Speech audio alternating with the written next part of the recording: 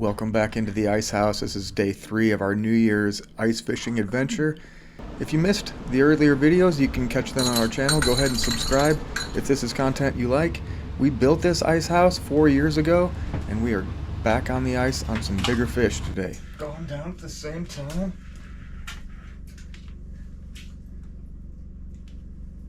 Oh. Darn it. Darn it. Darn it.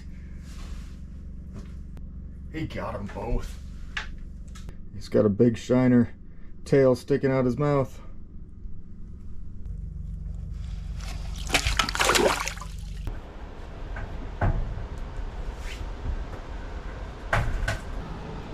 There you have it. If you see him,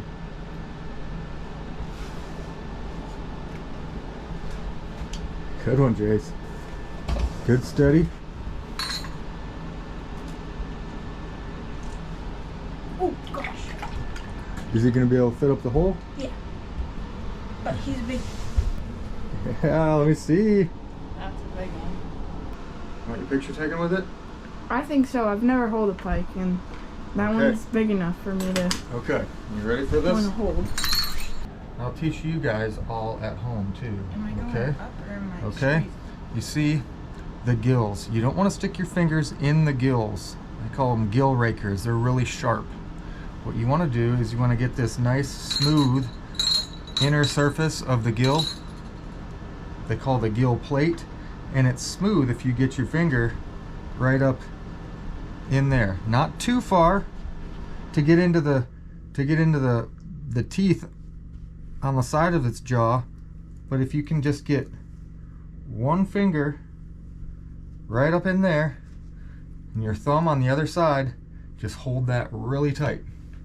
You want to take your right hand, take your right finger,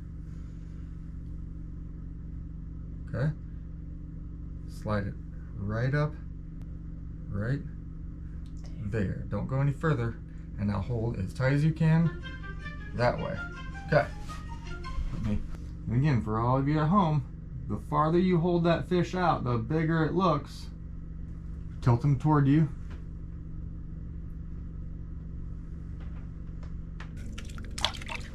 He's gone.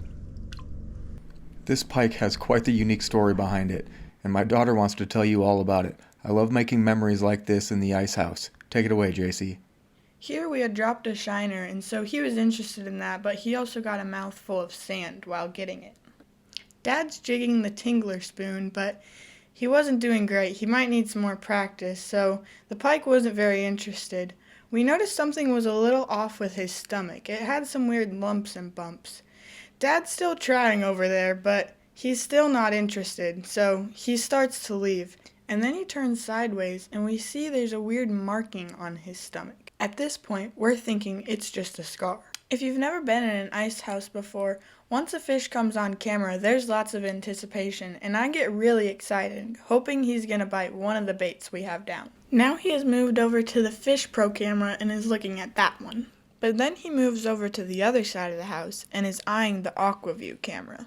He's seen all the different baits we have, and this one might not be bait, but it's his favorite that he's seen today. Boom! He tries a bite. He stirred up quite a commotion. I wonder what he must be thinking. Aw, wait, that's not food? Aw, it looked really good. Let's just go check. Let's make sure. Let me poke it with my nose. Nope, okay, it's not food. Oh, wait, this one looks like food. Oh, what the heck? I'm just gonna go for it.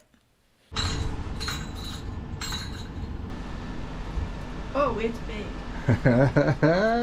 JC. Yeah. Need your help now. Okay. I might try to salvage. The minnow. Look at his belly. He's been eating so much. That's a hook right there. Huh. Looks like he sure does. Am I right? I think so. That's what it looks like. Let's help him out. Oh my goodness. He's gut hooked. So, can he just live with that in him? Well, I think he ate something that had a hook in it. Oh. That I'm not going to pull it any further because I don't want to create any more of a hole, but that hook has started to work itself out of its body, out of its stomach, and it's still living. So I'm gonna snap this off as much as I can. I'll leave that rest in there. At least he doesn't have the sharp hook in there, and we'll see if he makes it. We did the best we could. Holy smokes! Look at that, honey. Good grief. I was like, I just saw the fatness. I Yeah, was like, come out it's here. walleye, but You gotta hold it tight. that's a fat one. That is a fat bass. 16 and a half. All right. Let her go down the toilet hole. Oh, good grief. They're so greasy. Come on now. There she goes.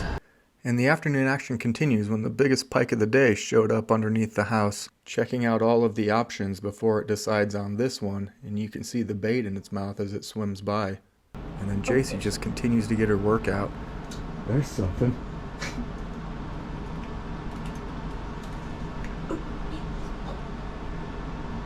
Northern.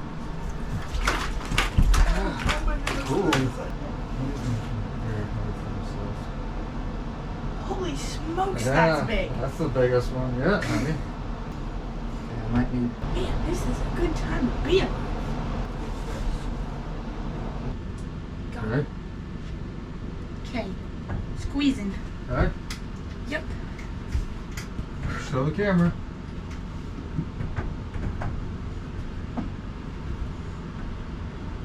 That's the biggest one. That's gonna go probably 26 or 7.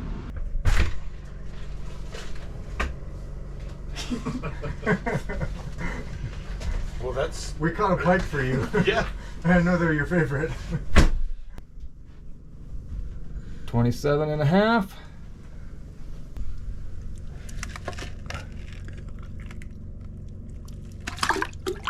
And just as JC gets excited with any fish underneath the house on the camera, I'm especially excited for the walleyes. This is my target species, and they become more active as the daylight fades and evening sets in. I've talked about the value of an underwater camera a lot in previous videos. My takeaway from this encounter is that my minnow is too active, and the walleye is having to exert too much energy to try to chase it down. You see, fish are cold-blooded, and they don't have the energy like they do in the summertime to chase their prey as much. And so when you make the fish have to work too much, it's going to give up and go find something else. And so lesson for all of us, use baits that are a little less active. And you can do that by clipping the tail fin or pinning it down a little tighter with a heavier sinker so it can't swim as far. And after it swam off, it gave me a second chance. And watch this minnow. As soon as it darts off, this walleye says, no thanks, peace, I'm out. So sitting in the film room being Monday morning quarterback, your bait can be too lively. And this is a second walleye, a little bit bigger one than the first one. And again, watch this thing have to chase this sucker minnow all around the screen. It's patient, and I have to think that if I had a shiner minnow that was maybe a little bit smaller or didn't move as much, that both of these walleyes would have taken the bait. But as it is, I'm left with another learning experience. But that's okay. Hopefully you guys can learn from this as well, and I will catch them next time. But it still doesn't take away from how pretty they are underwater. They're just a good looking fish. And after staring at perch all day on the big screen, it's fun to see the big walleyes on the TV. And while I didn't get this one on camera, we were able to house a couple of the walleyes after the sun went down and the underwater camera got too dark. All in all, it was a great day fishing, making memories as a family that we will remember forever, and a couple nice walleyes to boot. And with that, it was time to pack the house up and pull off of the ice. Before you leave, can you hit the thumbs up button? It really helps me out. And go ahead and subscribe to the channel if you like more content like this. And we're out. We made it off the ice safely, so we will see you on the next video, guys. Thanks for watching, and God bless.